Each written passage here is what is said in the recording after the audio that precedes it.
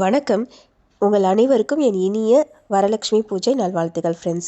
இன்றைக்கி நான் எப்படி வரலட்சுமி பூஜை கொண்டாடினேன், அதான் உங்களோட ஷேர் பண்ணிகிட்ருக்கேன். ஃபஸ்ட்டு கிச்சனில் அடுப்பு, அப்புறம் மேடையெல்லாம் க்ளீன் பண்ணிவிட்டு, அடுத்தது சாமி பூஜைக்கான ஐட்டம்ஸ் எல்லாம் க்ளீன் பண்ணி வச்சிட்ருந்தேன். முதல் நாள் வியாழக்கிழமை, நான் வெள்ளிக்கிழமை காலையில் சாமி அழைக்கலான்ட்டு இருக்கேன். அதுக்காக கொஞ்சம் பச்சரிசி ஊற போட்டிருக்கேன் கோலம் போடுறதுக்காக. காலையில் ஒரு 5:30 மணிக்காக எழுந்திரிச்சு கோலம்லாம் போட்டேன். அப்புறமே இன்னும் என்னென்ன தேவையோ எல்லாமே எடுத்து வச்சுட்டு இருந்தேன்.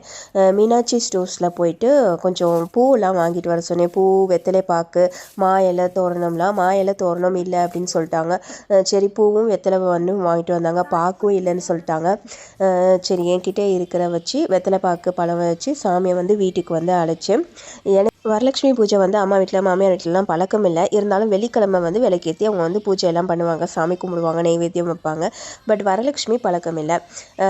அம்மா என் கல்யாணத்துக்கு முன்னாடி ஒரு 2 வருஷத்துக்கு முன்னாடி தான் ஆரம்பித்தாங்க. பக்கத்து வீட்டில் கேட்டு இந்த யூடியூப் வந்தனால இப்போ எல்லாருமே ஓரளவுக்கு சாமி கும்பிடுறாங்க அப்படின்னு நினைக்கிறேன். நானும் யூடியூப்பை பார்த்து இம்ப்ரெஷன் ஆகி சரி நம்மளும் பண்ணலாம் அப்படின்னு சொல்லிட்டு பண்ணுறேன். எனக்கு தெரிஞ்ச மாதிரி ரொம்ப சிம்பிளாக தான் இருக்கும். ஏன்னா மஸ்கெட்டில் கிடைக்கக்கூடிய பொருளை வச்சு ரொம்ப நம்ம சிம்பிளாக தான் பண்ணுறோம். ரொம்ப கிராண்டாக அந்த மாதிரிலாம் இருக்காது. எனக்கு ரொம்ப பிடிச்சிருக்கு, அதனால் நான் பண்ணுறேன். சாமியை வீட்டுக்கு அழைச்சி நான் வச்சுட்டேன். காலையில் வெள்ளிக்கிழமை காலையில் 9 மணி ஆட்டம் அழைச்சி வீட்டில் வச்சுட்டு பிரசாதத்துக்கு வெண்பொங்கல் மட்டும்தான் செஞ்சுருந்தேன். காலைல வெண்பொங்கலும் வச்சு சாமி கும்பிட்டாச்சு. பிரேக்ஃபாஸ்ட்டு வெண்பொங்கலே சாப்பிட்டாங்க. மதியம் ஃப்ரோசன் சப்பாத்தியும் கொஞ்சம் குழம்பும் இருந்தது. அது பிள்ளைங்கள்லாம் சாப்பிட்டாங்க. நான் விரதன்றனால எதுவும் எடுத்துக்கல. வடைக்கு உளுந்து ஊற போட்டிருக்கேன். பாயாசத்துக்கு ஜவ்வரிசி, புளி சாதத்துக்கு புளி இதெல்லாம் ஊற போட்டு வச்சுட்டேன். அடுத்தது அவல் கொழுக்கட்டைக்கு அவல் கொஞ்சம் நுணுக்கி வச்சுருக்கேன். இது புளி சாதத்துக்கு வறுத்து பொடி பண்ணுறதுக்கான பவுட்ரு. இது பாசிப்பருப்பு உருண்டைக்கான மாவு. இப்போ தான் ஊர்லேருந்து எடுத்துகிட்டு வந்தேன், அம்மா கொடுத்து விட்டுருந்தாங்க. அப்புறம் பிள்ளைங்க சாப்பிட்டுட்டு இருக்காங்க.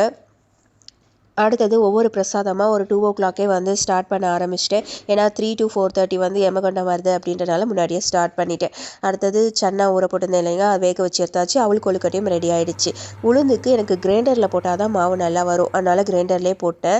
இந்த ஜவ்வரிசி பாயாசம் கண்ணாடி ஜவ்வரிசி போடணும். மாவு ஜவ்வரிசி போட்டனால பால் திரிஞ்சிருச்சு. அதனால் திருப்பி அதை ஓரமாக எடுத்து வச்சுட்டு நான் சேமியா பாயாசம் செஞ்சுருந்தேன். பாலை நல்லா ஆற விட்டு சேர்த்துருந்தேன். இது கொஞ்சம் நல்லா இருந்தது.